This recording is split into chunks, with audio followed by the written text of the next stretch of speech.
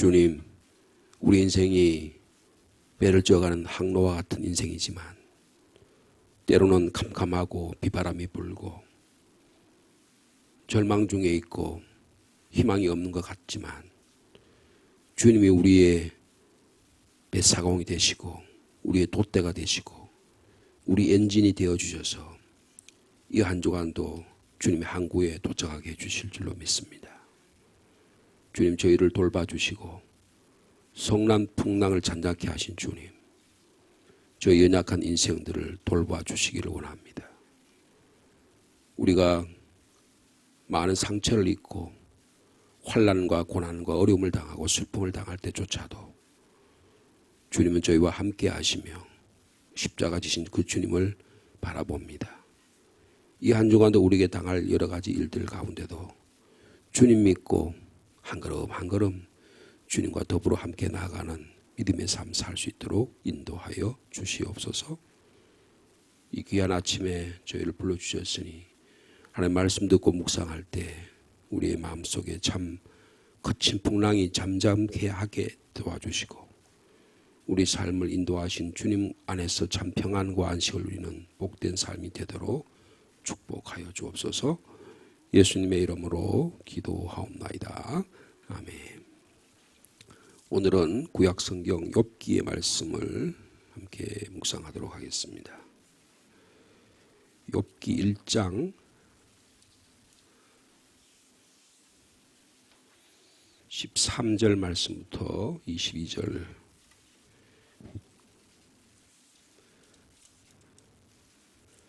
욥기 1장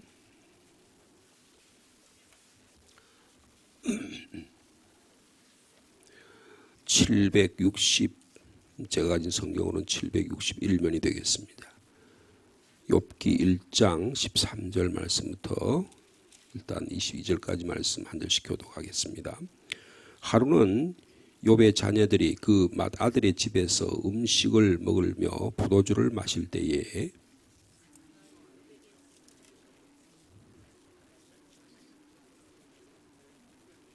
스바 사람이 갑자기 이르러 그것들을 빼앗고 칼로 종들을 죽였나이다. 나만 홀로 피하였으므로 주인께 아뢰러 왔나이다.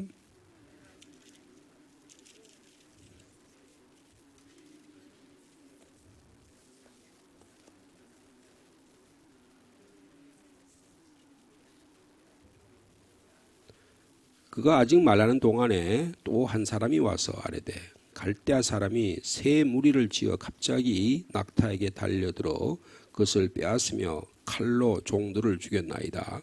나만 홀로 피하였으므로 주인께 아뢰러 왔나이다.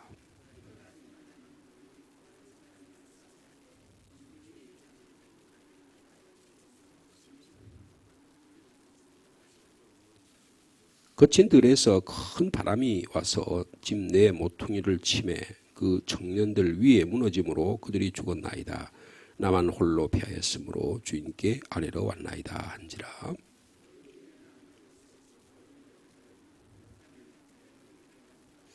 이르되 내가 모태에서 알몸으로 나와 싸운즉 또한 알몸이 그리로 돌아가올지라.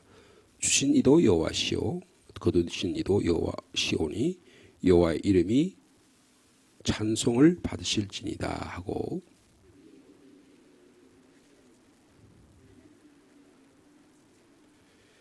2장 7절 말씀에 넘어가서 10절까지 말씀 이어서 보겠습니다. 2장 7절입니다. 사탄이 이에 여호와 앞에서 물러가서 욥을 쳐서 그의 발바닥에서부터 정수리까지 종기가 나게 한지라.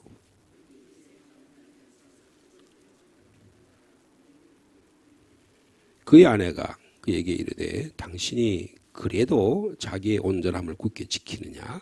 하나님을 욕하고 죽으라.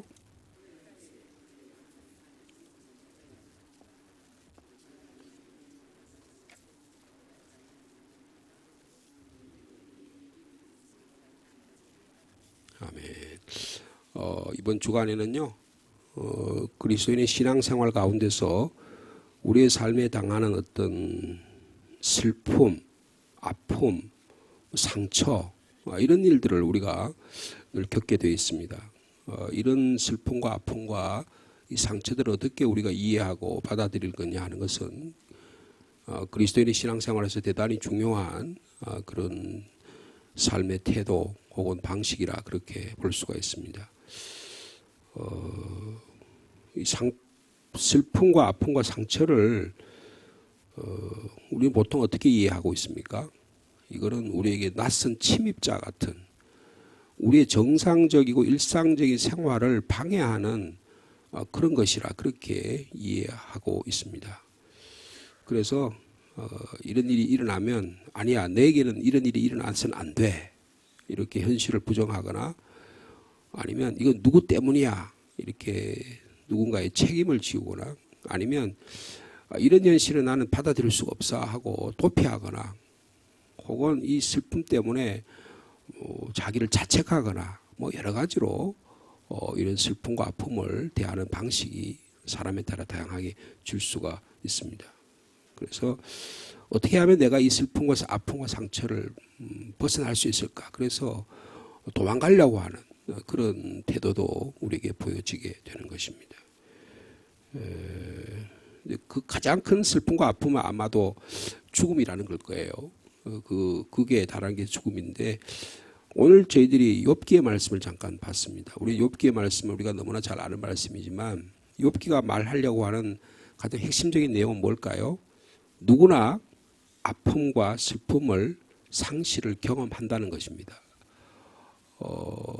이거 대단히 중요합니다. 누구나 슬픔과 아픔과 상실을 경험한다. 왜 나한테만 이런 일이 있느냐라고 생각하기 쉽지만 그렇지 않다는 것입니다.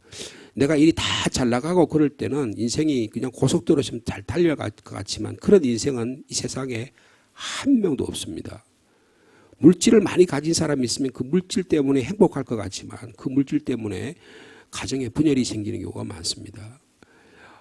건강할 것 같지만 우리의 몸에 나이가 들면 천년 만년 살 것 같지만 70, 80 그리고 나이가 들게 되면 우리에게 질병이 찾아와서 왜 나에게 이런 고통이 찾아오는가, 이런 아픔을 경험하지 않는 인생은 아무도 없는 것입니다.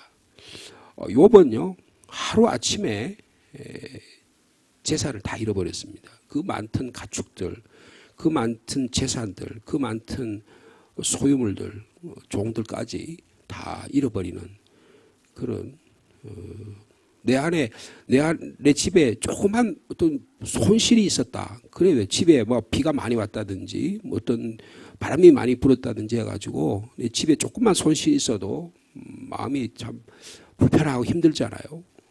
그런데 졸지 하루아침에 이런 일이 일어난 거예요. 가족과 재산과 그리고 오늘 2장에 보면 건강까지 잃어버려요.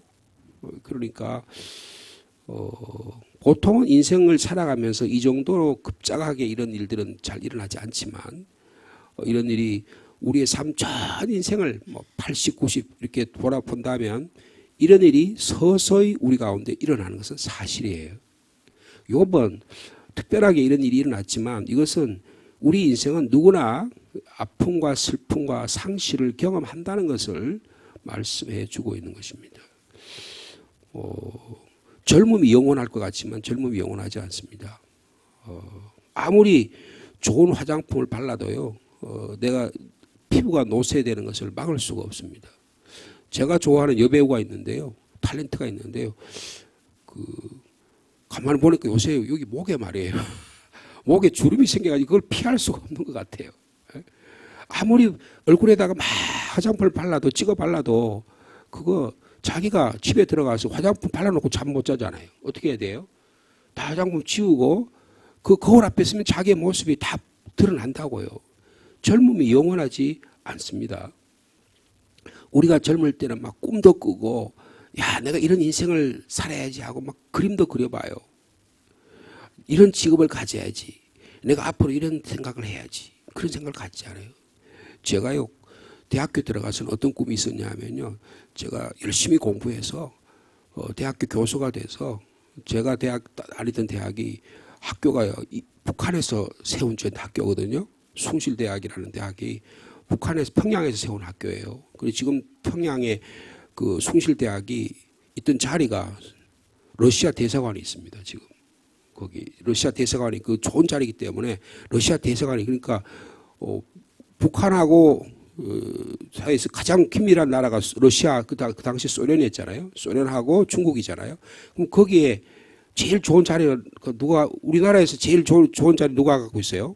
광화문에 미국 대사관이 자리가 제일 좋은 자리는 미국 대사관이 갖고 있습니다. 그리고 용산에 일제시대 때 일본 사람들이 가졌던 그 자리를 누가 해방 이후에 누가 거기 차지하고 있었어요? 미군들이 거기 차지하고 있었습니다. 그러니까 거기에 제가 그래서 무슨 꿈이 있었냐 하면 대학 들어가서 열심히 공부해서 교수가 돼서 통일이 되면 평양 숭실대학의 총장이 돼야지. 이런 꿈이 있었다니까요. 그랬더니 제가 그런 이야기 했더니 우리 아버지가 되게 좋아하셨어요. 야, 우리 아들이 이제 열심히 공부해가지고 대학 총장이 된단다. 가끔은 지난번에 제가 우리 어머니한테 올라갔더니 우리 어머니 갑자기 그 이야기를 해요. 네가 옛날에 그런 꿈을 꿨잖냐. 그래서 제가 그랬어요. 엄마, 그 꿈보다 더 큰 꿈을 내가 지금 꾸고 지금 살아가고 있잖아. 하나님 나라를 꿈꾸고 그런 일을 하고 있잖아. 이런 얘기를 우리가 나눈 적이 있어요. 여러분, 꿈이라는 것도 직업에 대한 꿈, 결혼에 대한 꿈, 내가 이런 남편을 만나서 이런 가정을 이루고 이렇게 해야 된다는 이런 꿈들이 소녀시대에 있었잖아요. 아이들에 대한 희망, 우리 아이들이 이렇게 자랐으면 대한 그런 희망들. 이게 때로는 물거품처럼 사라질 때도 참 많습니다. 기대와 소망이 무너지는 경우를 참 많이 경험하잖아요. 나이가 들면요, 일상생활과 안정감도 잃어갑니다. 때로는요, 직장 때문에 다른 데로 옮겨야 되거나 때로는 너무 한국에 사는 게 힘들어서 이민을 가야 되는 경우도 있잖아요. 이민 생활이 얼마나 힘듭니까? 여러분, 이민 생활에서 너무 힘듭니다. 외국에 가서 외국에 목회를 한다는 분이 있잖아요. 그러면 그거는 거의 사막에 있는 것 같은 거예요. 이민 목회는 너무너무 힘듭니다. 거기 오신 분들이 어떤 사람인지 전혀 알 수 없어요. 뭐 사기를 치고 왔는지 들어먹을는지 아무도 알 수가 없는 거예요. 그러니까요, 이민 목회는 정말 목숨을 내놓고 해야 되는 이야기예요. 여러분, 이런 일상생활의 안정감도 다 잃어갑니다. 그리고 때로는 살다 보면 이별을 경험해요. 사랑하는 사람을, 사랑하는 아들들을, 사랑하는 자녀들을 혹은 나보다 먼저 보내야 되고, 제가 여기 와서 교인들이 얼마나 많은, 특별히 이 코로나 시대에 우리 나이 많으신 분들이 교회 나오지 못하고 고독하고 외로운 가운데 그러면서 자녀들과 말 한마디 제대로 하지 못하고 떠나보내야만 하는 그런 이별의 아픔을 경험하잖아요. 여러분, 누구든지 살다 보면 이런 엄청난 슬픔과 아픔과 상처를 경험하게 되는 것입니다. 가족이 다 잘 됐으면 좋겠는데요, 가족이 내 뜻대로 되지 않습니다. 때로는 우리 살다가 큰 질병을 얻어가지고 요새 한국 같은 경우는 뭐 암이라든지 치매라든지 이런 만성적인 질병 이런 것 때문에 우리가 얼마나 많은 고통을 당합니까? 여러분, 신앙생활도 마찬가지입니다. 하나님과 교회에 대해서 큰 실망을 느낄 때가 있어요. 이런 교인만 그런 게 아니고 목회자도 그렇습니다. 누구든지 다 이런 일정한 과정을 겪으면서 슬픔과 아픔과 상처를 경험한다는 게, 야, 이 교회가 이랬으면 좋겠다는 교회 환상도 막 무너져요. 현실의 교회가 죄인들이 모인 곳이기 때문에 그렇게 녹록지가 않습니다. 다 이런 삶의 모습을 갖고 있다는 거예요. 오늘 근데 욥은 어떤 사람이에요? 요새식으로 이야기하면 뭐라 그럴까요? 우리나라로 이야기하면 삼성의 이건희? 그런 그 정도 되는 사람이라고요. 엄청난 재산이에요. 어마어마한 부자입니다. 양이 7,000마리예요. 낙타가 3,000마리입니다. 소가 500쌍이에요. 당나귀가 500마리입니다. 거느린 하인이 수없이 많습니다. 이 살던 우스란 땅에 가장 의인이고 갑부였어요. 근데 이 모든 재산이 다 하루에 다 사라졌습니다. 얼마나 안타깝겠어요. 뭐 세계 경제 잡지가 포브스라는 잡지가 있는데요. 경제 잡지에 세계 1등 부자가 누구냐? 그러면 욥이란 말이에요. 욥이 그 당시에는 욥이라는 사람이었다고요. 근데 욥이 그냥 더럽게 살지도 않았어요. 막 사람들 막 뭐 괴롭히고 살지도 않았습니다. 굉장히 의로운 사람이었어요. 가정을 아주 잘 이끌어가는 사람이었습니다. 하나님을 예배하는 사람이었어요. 그럼에도 불구하고 욥은 슬픔을 당했어요. 아픔과 상처를 입고 살았습니다. 그러니까 요새로 말하면 야, 저번에 정말 존경받을 만한 기독교 지도자다. 근데 그 가정에 불행이 닥친 거예요. 갑작스럽게 어려움이 닥친 거예요. 여러분, 누가 불행과 슬픔이 갑작스럽게 안 닥치는 가정이 어디 있습니까? 누구나 다 슬픔과 아픔을 경험한다는 거예요. 갑자기 하늘과 땅과 동서남북에서 욥을 대항하는 세력들이 나타나가지고 막 적들이 침략하고 벼락이 떨어지고 강풍이 불어닥치고 하나둘로 지나지 않는데 상상할 수 없는 일이 있습니다. 여러분, 졸지에 빈털터리가 된 겁니다. 그 많은 저택이 다 불타나 버리고 말았어요. 10명이나 되는 자녀들이 자연재해로 인해서 다 죽고 말았습니다. 욥이라고 재기해 보려고 하지 않았겠어요? 막 재기하려고 힘을 썼을 거예요. 대기업이 뭐 IMF 부도가 난다든지 여러 가지 무슨 그런 일들이 일어나면 재기하려고 힘을 쓰잖아요. 그런데 욥은 재기도 실패했습니다. 그런데다가 오늘 본문을 보면 머리부터 발끝까지 종기가 나가지고 말이에요. 막 기와짝으로 막 끌어대야 돼요. 우리 몸에 조금만 뭐 가려운 데 있으면 그냥 그거 좀 이렇게 끌지 않으면 막 불편해서 못 살잖아요. 근데 이 머리 발끝 발가락까지 그냥 전부 다 종기가 난 거예요. 아내가 끌어달라 그러니까 아내가 처음에는 끌어주다가 이거 자기도 그럴 것 같아. 그럼 어떻게 해요? 그냥 점점 멀리 합니다. 그러니까 이게 집안 식구들이 부모님이 이렇게 아프신데 뭐 오래했던 집에 병자가 있으면 효자가 없다 그러잖아요. 어떻게 해? 그러면 자식들이 모여가지고 의논을 합니다. 우리 네가 모실래 내가 모실래 서로 안 모실라 그러면 어떻게 합니까? 그러면 뭐 요양원에 보내자. 이랬더니 어떻게 됩니까? 요양원에 가면 끝입니다. 더 이상 돌아올 수가 없는 거예요. 욥의 상황이 이렇게 됐다는 겁니다. 그 욥이 어떻게 이제는 쓰레기를 버리는 성벽 바깥에 자리를 옮깁니다. 그 정도가 아니에요. 욥은 결혼의 파국까지 일어납니다. 아내가 도망간 거예요.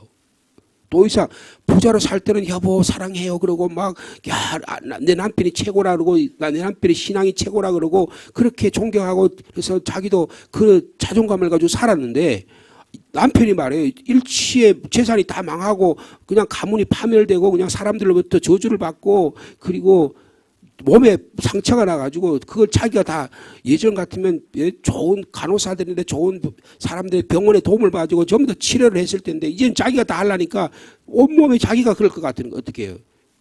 여보 당신 하나님 저주하고 죽어 무슨 신앙이라고 그런 걸 지키냐 이 정도가 된 거 아닙니까?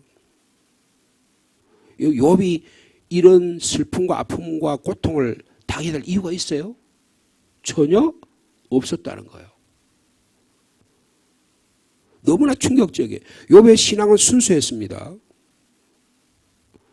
그가 당하고 슬픔과 아픔과 상처를 받아야 할 아무런 이유도 알 수가 없었어요. 그런데도 이런 일이 닥쳤다는 거죠. 여러분 우리가 인생을 살면서 가장 어려운 신앙의 문제입니다. 슬픔과 아픔과 고난을 어떻게 이해하느냐라는 거예요. 여러분 이 슬픔과 아픔과 고난을 이해하고 뚫고 나갈 수 있는 이 한 주간의 삶이 되기를 축복합니다. 고난과 고통을 대하는 방식이 중요하다는 거예요. 대부분에요. 이런 것들이 당하게 되면 뭔가에 집착하려고 그래요. 그럼 어떻게 합니까? 제가 이런 습관이 있는 것 같아요. 교회 주일날 목회 열심히 하고 막 그래서 그냥 아침부터 오후까지 그냥 신경을 써가지고 다 뭐 회의까지 하고 다 그러잖아요. 그러면 온몸이 다 지치고 힘들어요. 그럼 어떻게 집에 가면 어떡할 것 같아요? 제가요? 무장해제가 됩니다. 무장해제가 텔레비 틀어놓고 멍 때려요. 가만히 앉아 있는 거예요. 그냥 가만히 앉아 있는 거예요. 무슨 뭐 건설적인 일을 하고 그렇지 않습니다. 그다음 좀 쉬어야 되는 몸과 영혼과 인격이 쉬어야 되는 거예요. 예? 멍하게 텔레비전에 앉아있으니까 쉬지 않고 그냥 이렇게 저렇게 그냥 어떤 사람은 막 바쁘게 일을 해야 돼. 어떤 사람 막 그런 거 고통과 슬픔, 아픔을 이기려고 막 일에 몰두하는 사람이 있어요. 어떤 사람 막 뭔데 어떤 데 집중해야 포로라든지 아니면 뭐 과식이라든지 과음이라든지 어떤 사람 약물 중독에 빠지는 사람이 있어요. 어떤 사람은 심지어 이런 사람도 있다니까요. 자기의 이런 어려움과 슬픔을 이기려고 교회에 막 와서 열심히 일하려고 그래요.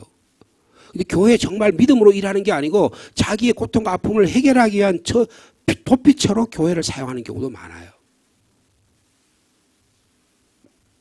여러분 어떤 분들은요. 이런 슬픔과 아픔과 상처를 자꾸 부정하고 은폐하려고 그럽니다.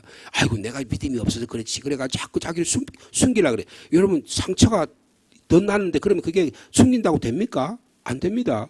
자꾸 그게 암이 안에 들어있으면 암을 치료를 해야지. 예? 그걸 그냥 가만히 두면 어떻게 해요? 코로나가 걸렸는데 코로나를 치료를 해야지. 그냥 가만히 두면 어떻게 해요? 기침이 나고 열이 나고 그 약을 먹어야 될 거 아니에요. 그죠? 부정하고 은폐하다 보면 점점 사람이 아주 그냥 아주 힘들어져요. 얼굴은 웃고 있지만 속은 막 다 썩어가는 거예요. 그런 인생이 얼마나 많습니까? 그러다 보면 어떻게 해요? 내 안에 우울증이 찾아옵니다. 여러분 한국이 세계에서 우울증이 제일 많아요. 굉장히 잘 사는 나라가 됐는데 우울증이 제일 많은 환자들이 많습니다. 어떤 그리스도인 사람들이 많은 경우는 죄책감을 느끼고 살아요. 내 때문에 그렇지. 내가 이렇게 해가지고 내 남편이 그렇고 내 자녀가 그렇고 그렇지. 죄책감을 막 살아요. 그러다 어떻게 하면 자꾸 수치심이 생깁니다. 이런 식으로 슬픔과 아픔과 상처를 대하는 방식이 있다는 거예요. 근데 여러분 이러려면 어떻게 해요? 이런 슬픔에 대해서 방어막을 치는 거예요. 방어막을. 방어막을 쳐가지고 그 슬픔을 이겨내려고 하는 거예요. 그래서 현실을 부정하는 형태로 방어막을 칩니다. 그래서 이 현실을 내가 이 당하는 현실을 인정하지 않으려고 그래요. 어떤 사람은 아이고 이거 별거 아니야 하고 현실과 아픔과 슬픔을 축소하는 스타일이 있습니다. 막 이런 거 가지고 그래. 제가 좀 그런 스타일인 것 같아요. 자꾸 축소하려고 그래. 별거 아닌 거라고 생각해. 상대방과 현실은 그 문제 때문에 고통당하고 그 문제 때문에 힘들어하는데 그걸 자꾸 축소해가지고 자기 자신을 방어하려는 거예요. 여러분 그거 좋은 방법이 아닙니다. 또 어떤 사람은 책임을 전가해요. 그거 그 의사가 잘못 만나가지고 그랬대. 제가 요새 이 어깨가 좀 안 좋은데 어깨를 치료를 하는데 잘 안 돼요. 그래가지고 주사도 맞고 한방에도 가보고 뭐 우리 권사님들이 이런도 해보라 저보라 해보고 뭐 스트레칭도 해보라 그러는데 잘 안 돼요. 그러니까 제가 괜히 어떤 생각이 들면 그 의사가 그거 잘못된 거 아니야? 그런 생각이 들더라니까. 책임을 전가해서라도 자기의 슬픔과 아픔 상처를 변호하려고 그래요. 어떤 사람 막 자책을 합니다. 자책을 해요. 그래서 여러분 술 마시는 사람들 가만 들어보세요. 대부분 사람이 자책하는 사람 많습니다. 내 신세가 이 꼴이 돼가지고 내가 마누를 잘못 만나가지고 내 자식이 이 꼴이 뭐 그 자기를 자책하는 사람이 있어요. 여러분 그것도 가만히 보면 자기를 방어하기 위한 방어 기제입니다. 방어 방식이에요. 여러분 그렇게 그분을 그렇게 이해하셔야 돼요. 어떤 사람은 다 일을 합리화시키려고 생각합니다. 일이 제대로 되어서 이해되지 않으면 늘 변명하고 자기를 합리화시키는 경우가 많아요. 어떤 사람은 아주 똑똑해가지고 요거 조건 요렇게 해가지고 일이 요랬어 요렇게 돼가지고 요렇다라고 자기를 합리화하면 자기가 정당할 것 같이 생각하는 사람도 있어요. 어떤 사람은 막 분노를 폭발하고 상대방이 적대감을 나타내는 사람이 있어요. 여러분 그거 다 뭐예요? 그 사람의 아픔이 있다는 뜻이에요. 아픔이 있다는 거예요. 여러분 오늘 본문에서 우리가 이 욥을 통해서 알 수 있는 것은 뭡니까? 이 슬픔을 표현하라는 것입니다. 따라합시다. 슬픔을 표현하겠습니다. 여러분 슬픔은 여러분 아픔이 상처가 있고 열이 나면 열이 해를 밖으로 드러내야 되잖아요. 그죠? 어릴 때 저희들이 막 여기 뭐 상처가 종기가 나면 어떻게 해요? 그냥 이렇게 가만히 덮어두면 어떻게 합니까? 이게 막 너무 아프잖아요. 그게 저희 아버님이 말이에요. 저 어릴 때 종기나 막 그 안에 그 근이라 그러잖아요. 그죠? 그걸 막 근을까지 뽑는다고 막 손가락을 그냥 해가지고 막 무자비하게 딱 해가지고 옛날 병원에 그런 게 없으니까 그래가 아까 진기 일본 말인데 이렇게 발라가지고 이 대강 이렇게 하고 그렇게 하고 튀우잖아, 그죠? 근데 그걸 빼내야 돼요. 마찬가지입니다. 우리 안에는 아픔과 슬픔과 상처를 표현해야 되는 겁니다. 드러내야 돼요. 근데 우리가 잘 안 되잖아요. 여러분, 오늘 욥은 이것을 표현할 줄 알았어요. 욥기가 여러분 42장까지 있는데 욥기 1장부터 37장까지는 자기 슬픔과 아픔을 다 드러낸 이야기예요. 여러분 시편이 150편인데 3분의 2 정도가 다 슬픔을 드러내는 겁니다. 막 저 원수 새끼 저것 때문에 내가 고통스러워서 하나님 저거 저주해 주세요. 막 하나님 막 사람에게 당한 아픔과 슬픔을 하나님 앞에 다 털어놓는 거예요. 자신의 고통과 슬픔과 아픔을 슬퍼하고 토로하고 울부짖습니다. 욥기 3장에 보면 이런 말이 있어요. 내가 내 낱날이 멸망하였더라면 산의 아이를 베었다면 그 밤도 그러하였더라면 그 날이 캄캄하였더라면 하나님이 위에서 돌아보지 않으셨다면 빛도 그 날에 비추지 않았 내가 차라리 태어나지 않았다면 이런 고통이 당하지 않았을 텐데 하나님 앞에 자기 모습을 막 저주해. 여러분 하나님 앞에서 그래도 된다는 거예요. 하나님 향해 소리 지르고 거친 기도를 올립니다. 여러분 그럴 때 하나님께서 찾아오셔서 욥을 치료해 주세요. 시편의 3분의 2가 탄식과 하나님에 대한 불평을 하나님 앞에 나와서 탄식하고 불평하라는 거예요. 근데 그걸 사람을 향해서 하면 어떻게 돼요? 상대방에게 고통이 되고 상대방에게 아픔이 되고 상대방에게 갈등이 생기지만 하나님을 향해 털어놓으면 하나님이 그걸 다 큰 바다처럼 받아주신다는 거예요. 여러분 성경에 나타나는 모든 믿음의 사람들은 이 아픔과 슬픔을 그렇게 해결했습니다. 다윗은요. 요나단이 죽어서 슬픈 노래를 불러가지고 온 백성이 부르게 했어요. 예레미야는요 심지어는요 자기가 고통당하고 아픔이 너무 당하니까 너무 힘드니까 어떻게 해요? 애가를 지었으면 슬픔의 노래까지 지었어요. 그 성경에 예레미야 애가라는 게 슬픔의 노래예요. 슬픔을 노래하라는 거예요. 에스겔과 다니엘도 그랬습니다. 예수님도 너무 고통스러우니까 어떻게 해요? 겟세마네 동산을 가서 땀이 흘리도록 슬피 우셨잖아요. 여러분 우리의 삶 속에 이것을 숨겨두고 그냥 이거를 없는 것처럼 이야기하고 책임을 전가하고 방어하려고 그러면요. 우리의 고난과 아픔은 더 심해져 갑니다. 이 한 주간에 우리가 욥의 말씀 읽었는데 욥과 같은 인생이 어디 있겠어요. 그러나 가만히 보면요. 욥과는 다르지만 우리 인생에 이런 일이 다가오고 있습니다. 이걸 어떻게 이 아픔과 고난과 슬픔을 우리가 받아들이고 올바로 주님 앞에 나아갈 수 있는가. 하나님께서 저와 여러분에게 각각에게 지혜 주시길 원합니다. 그래서 욥은 그런 가운데 범죄하지 않았어요. 심지어 아내까지 떠났습니다. 가정이 해체된 거죠. 이런 오늘날 우리 그들의 가정 가운데 교회 안에 이런 일이 너무너무 많이 일어나고 있으면 일상화되어 있어요. 그거 막 비밀로 숨긴다고 될 일이 아니에요. 하나님 뱀에 나와서 이 슬픔과 아픔을 주님께 내어놓을 때 하나님 우리의 슬픔과 아픔을 치료해 주시는 놀라운 은혜가 있게 될 줄로 믿습니다. 고마우신 주님, 우리가 욥과 같은 인생은 아닐지라도 우리 또한 사람들에게 이야기하지 못하는 아픔과 슬픔과 상처를 지니고 살아갑니다. 저희들의 연약함을 주님이 아십니다. 주님 저희를 불쌍히 여겨 주옵소서. 주님 슬픔과 아픔과 상처는 누구나 다 경험한다는 거 오늘 말씀을 통해서 깨닫게 해주시니 감사합니다. 이 사실을 주님 앞에 토로하고 주님 앞에 내어놓고 주님 앞에 해결함 받는 저희들 되게 하여 주옵소서. 우리의 아픔과 슬픔이 무엇입니까? 우리가 왜 그것을 피하려고 하고 도피하려 하고 방어하려 하고 책임을 전가하려 하고 분노로 우리의 삶을 터뜨리고 마는 것입니까? 주님 이것을 신앙적으로 잘 이해하고 받아들일 수 있는 저희들이 되게 하여 주옵소서. 아침 저녁으로 선선한 바람을 주셔서 감사합니다. 우리 성도들의 마음속에 이 새벽 기도를 사모하는 영혼들이 있게 하여 주옵소서. 우리 장로님들, 권사님, 집사님들이 모범적으로 먼저 주님 앞에 나와 예배드리는 모범을 보이기를 원합니다. 그래서 신앙은 하나님의 말씀을 듣고 조용한 가운데 하나님의 말씀 안에서 깨닫는 은혜가 있을 때 우리의 신앙이 성숙하게 되고 우리의 기도의 제목도 주님이 들어주실 줄로 믿습니다. 새벽 기도회, 수요 기도회, 토요 중보 기도회 각각의 개인적인 기도 주님이 들으시고 응답하여 주옵소서. 이 한 주간도 하나님의 말씀의 은혜를 주시기를 원합니다. 말씀을 듣는 영적 귀가 활짝 열리게 하시고 주님의 우리의 눈이 영적 눈이 열려 하나님의 환상과 비전을 꿈꾸는 저희들이 되게 하여 주시옵소서.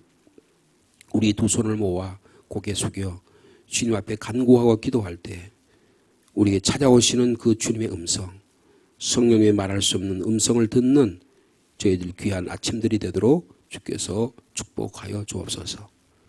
이 한 주간도 주님 앞에 나왔습니다. 나온 한 심령 한 심령마다 주님이 함께해 주시고 기도의 제목에 응답하여 주옵소서. 우리의 연약함과 우리의 질병과 우리의 고통도 주님 앞에 아뢰입니다. 주님, 이 일로 인해서 치료해 주시면 더 주님 영광 위에 살기를 원하오니 치료의 광선을 바라여 주옵소서.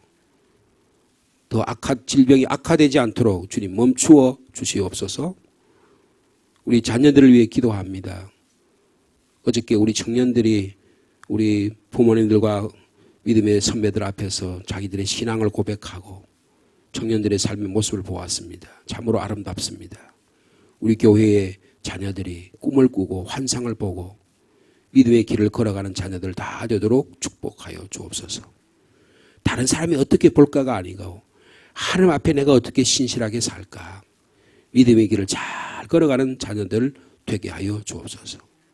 우리 노인들도 우리 장년들도 하나님 나라를 꿈꾸는, 그래서 하나님이 나를 어떻게 인도해 주실 걸 바라보고 내가 가진 재능, 내가 가진 물질, 내가 가진 시간들을 주님께 온전히 바쳐드리는, 하나님이 나를 만들어가는 이 우리 시민교회 성도들 다 될 수 있도록 주께서 축복하여 주옵소서. 특별히 우리 장로님들을 위해 기도합니다. 교회 영적인 지도자들입니다.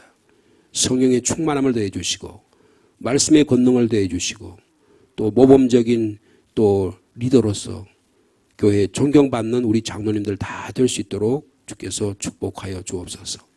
권사님들을 위해 기도합니다. 기도의 어머니들이 되기를 원합니다. 기도의 자리라면 빠짐없이 다 나와서 담임 목사의 말씀에 순종하며 이렇게 하십시다, 저렇게 하시다면 아멘, 주님 뜻대로 살아가겠습니다, 순종하는 우리 권사님들 다 되게 해 주셔서 하나님의 교회가 순종의 제사를 배우는 거룩한 믿음의 공동체가 되도록 인도하여 주옵소서. 교회에 기둥같이 집사님들을 세워두셨는데 기둥이 무너지면 그 교회의 건물이 제대로 받칠 수 없습니다. 우리 안수 집사님들에게 성령의 충만함을 더하여 주옵소서. 믿음의 열정을 더하여 주옵소서. 충성스럽게 일할 수 있도록 주님께서 이 가을에 새 힘을 공급해 주시기를 원합니다. 그래서 교회 학교 여러 부서들 한 부서마다 하나님 함께 도와주시고 이 상주 땅에 하나님의 구원의 역사가 일어나도록 축복하여 주옵소서. 또 이 9월 달에는 또한 우리 상주 지역에 기독교 청년합회에서 부흥성회가 있습니다. 이 지역에 상주 지역에는 하나님의 교회들이 말씀과 기도와 성령의 충만함으로 든든히 서게 도와주시고 또 온 교회가 함께 모여 하나님의 나라 꿈꾸는 귀한 나라 교회들 될 수 있도록 역사하여 주옵소서. 기도의 제목을 가지고 주님께 고개 숙입니다. 한 분 한 분 가정의 기도를 들으시고 응답해 주실 줄로 믿습니다. 예수님의 이름으로 기도하옵나이다. 아멘.